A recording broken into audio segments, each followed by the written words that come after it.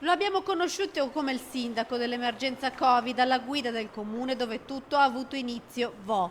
Ora Giuliano Martini è diventato vaccinatore anti-Covid, il primo cittadino del piccolo paese dei Colli Ugani che ha registrato la prima vittima della pandemia in Europa, è farmacista e ha deciso di seguire il corso di formazione per poter iniziare a somministrare i vaccini. Quello che bisogna fare adesso è sicuramente arrivare all'immunità di gregge e ogni professionista sanitario deve fare la propria parte. Noi farmacisti abbiamo aderito a questa campagna, a questa richiesta che è quella di fare la nostra parte, quindi di vaccinare presso le nostre strutture con un'adeguata preparazione. Farmacista vaccinatore esulta su Facebook il sindaco che conta di iniziare entro luglio a somministrare le dosi di siero anti-Covid. Nel frattempo i cittadini di Vogli, stessi che nel febbraio del 2020 si erano presentati in massa per i tamponi Covid, hanno risposto in massa anche alla campagna di vaccinazione. Le vaccinazioni stanno proseguendo bene, ci aspettiamo che adesso, insomma, entro il mese di settembre abbiamo